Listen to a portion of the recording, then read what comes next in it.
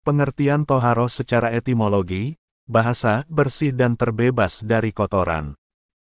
Secara terminologi, syara, menghilangkan najis atau hadat. Air adalah salah satu hal yang vital bagi kehidupan sekaligus merupakan satu-satunya zat yang mampu menghilangkan hadat atau najis, sebagaimana yang termaktub di dalam Quran Surat Al-Anfal ayat 11. وَيُنَزِّلُ عَلَيْكُم مِّنَ السَّمَاءِ مَاءً لِّيُطَهِّرَكُم بِهِ. Artinya, dan Allah telah menurunkan kepadamu air supaya kamu bisa bersuci dengan air tersebut. Dan hadits Nabi. Allahumma tahhirni bil ma'i wal thalji wal bardi. Artinya, ya Allah sucikanlah saya dengan air tawar, embun dan air hujan. Hadis riwayat Bukhari Muslim. Dan hadits yang diriwatkan Imam Tirmidzi dari Abu Hurairah. روى أبو هريرة رضي الله عنه قال: سأل رجل رسول الله صلى الله عليه وسلم فقال: يا رسول الله، إنا نركب البحر ونحمل معنا القليل من الماء، أفنتوضأ بماء البحر؟ فقال رسول الله صلى الله عليه وسلم: هو الطهور ماؤه، الحل ميتته. Artinya, seorang laki-laki bertanya kepada Nabi Shallallahu Alaihi Wasallam, "Wahai Nabi, sewaktu saya sedang di laut dan hanya membawa sedikit air, apakah saya boleh berwudu dengan air laut?" Nabi menjawab, "Air laut itu suci dan halal bangkainya." Hadis riwayat Tirmidzi. Klasifikasi air. Pembagian air ditinjau dari sah dan tidaknya digunakan bersuci ada 3. 1. Suci dan dapat mensucikan perkara lain dalam kurung, suci mensucikan. 2. Suci tapi tidak dapat mensucikan yang lainnya dalam kurung, suci tidak mensucikan. 3. Air mutanajis dalam kurung, terkena najis. Air suci mensucikan yaitu, setiap air yang turun dari langit atau yang keluar dari mata air dan tidak berubah salah satu dari 3 sifatnya dalam kurung, warna, bau dan rasa, dengan sesuatu yang bisa menghilangkan kemutlakannya air serta bukan air mustamal, dalam kurung, telah digunakan untuk menghilangkan hadas atau najis. Sebagian ulama, madhab Maliki menyatakan, bahwa air mustamal tetap boleh digunakan bersuci, seperti wudhu dan mandi, hanya saja hukumnya makruh. Tendensi yang dibuat pijakan adalah hadis yang diriwayatkan Ibnu Majah yang berbunyi, إن النبي صلى الله عليه وسلم قال: الماء طهور لا ينجسه إلا ما غلب على لونه أو طعمه أو ريحه. رواه ابن ماجه. Artinya, Nabi bersabda air tetap suci mensucikan, selagi tidak berubah warna, rasa atau bau. Hadis riwayat Ibnu Majah.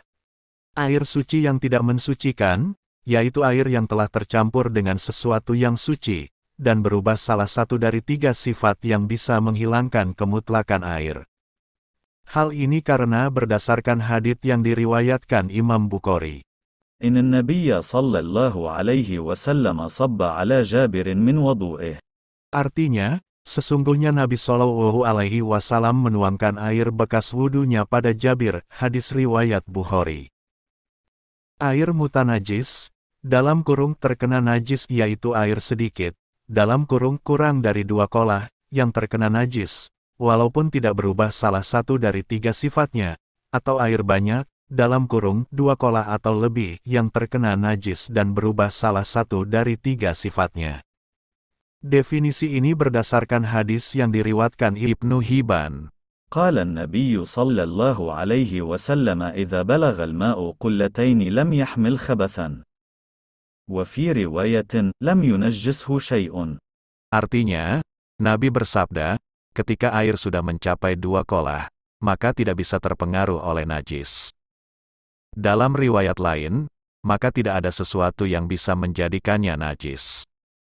Hadis riwayat Ibnu Hibban.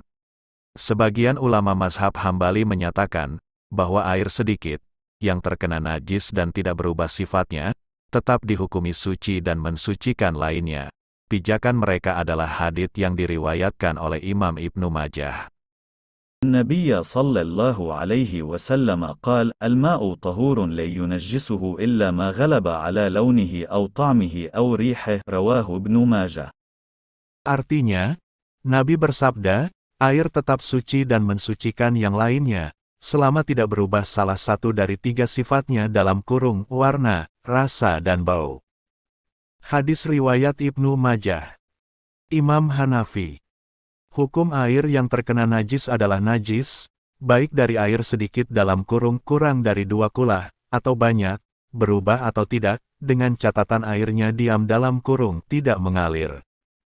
Pernyataan ini berdasarkan dari hadis yang diriwayatkan oleh Imam Muslim. قال النبي صلى الله عليه وسلم لا يبولن أحدكم في الماء الدائم ولا يغتسل فيه وهو جنب. Artinya, Nabi bersabda, janganlah kamu kencing di air yang diam dan mandi dengan air tersebut apabila kamu sedang junub. Hadis riwayat Muslim. Imam Maliki. Hukum air yang terkena najis tetap suci, baik dari air sedikit dalam kurung kurang dari 2 kulah, atau banyak, berubah atau tidak, dengan catatan air tersebut tidak berubah salah satu dari 3 sifatnya, dengan berdasarkan hadis yang meriwayatkan bahwa ketika Nabi ditanya tentang masalah air yang ada di sumur Bidoah, sebuah sumur yang banyak kotorannya, seperti daging anjing dan lain-lain, beliau bersabda, قال النبي صلى الله عليه وسلم خلق الله الماء طهورا لا ينجسه إلا ما غلب على لونه أو طعمه أو ريحه. وفي رواية إن الماء طهور لا ينجسه شيء. Artinya, Nabi bersabda, Allah menjadikan air sebagai sesuatu yang suci mensucikan, dan tidak dapat menjadi najis dengan tercampur sesuatu, kecuali warna, rasa dan baunya berubah. Di riwayat lain, air itu mensucikan, dan tidak ada yang bisa menjadikannya najis. Hadis riwayat Imam Ahmad, Imam Syafi'i. Air sedikit, dalam kurung, kurang dari 2 kolah, dihukumi najis, dengan sebab terkena najis. Baik berubah sifatnya atau tidak, begitu juga air banyak, apabila salah satu dari sifatnya berubah. Namun jika salah satu dari sifatnya tidak berubah, maka tetap suci dan mensucikan. Dasar pernyataan ini adalah hadits yang diriwayatkan oleh Abu Daud. إن النبي صلى الله عليه وسلم قال إذا بلغ الماء قلتين لم ينجسه شيء. Artinya, Nabi bersabda, apabila air mencapai 2 kolah, maka tidak ada sesuatu yang menjadikannya najis. Hadis riwayat Abu Daud. Imam Hambali. Air banyak, dalam kurung, 2 kolah atau lebih, yang terkena najis dan tidak berubah salah satu dari sifatnya, bau, warna dan rasa, maka hukumnya tetap suci dan mensucikan. Tendensi pernyataan ini adalah hadis yang diriwayatkan Abu Daud. إن النبي صلى الله عليه وسلم قال إذا بلغ الماء قلتين لم ينجسه شيء. Artinya, Nabi bersabda, apabila air mencapai 2 kolah, maka tidak ada sesuatu yang bisa menjadikan najis. Hadis riwayat Abu Daud.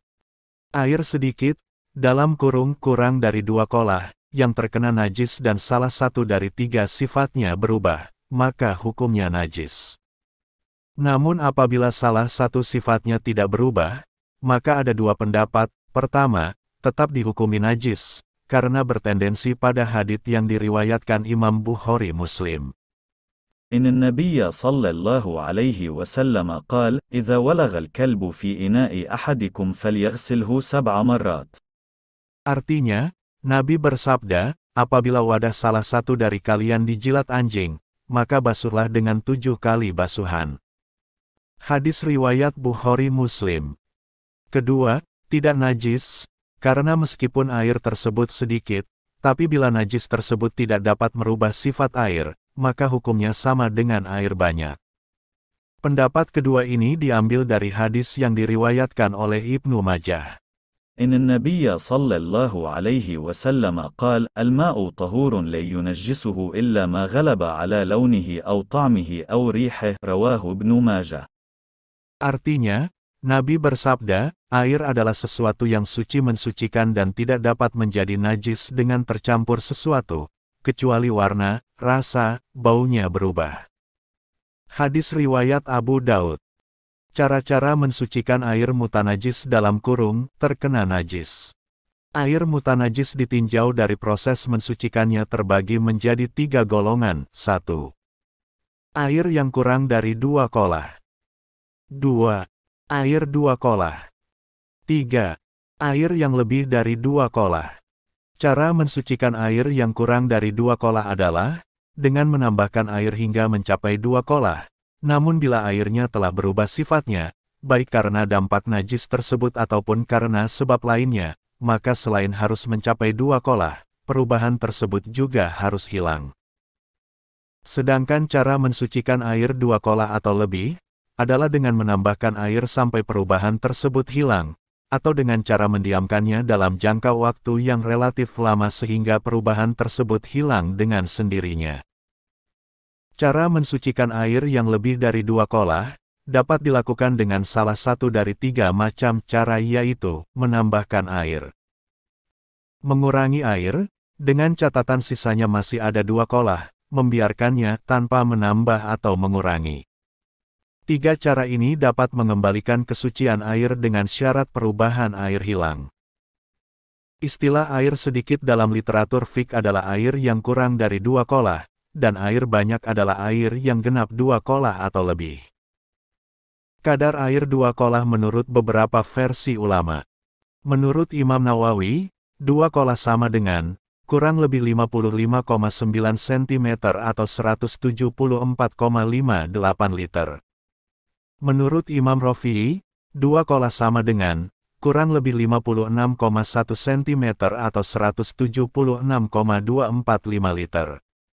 Menurut ulama Irak, 2 kolah sama dengan kurang lebih 63,4 cm atau 255,325 liter.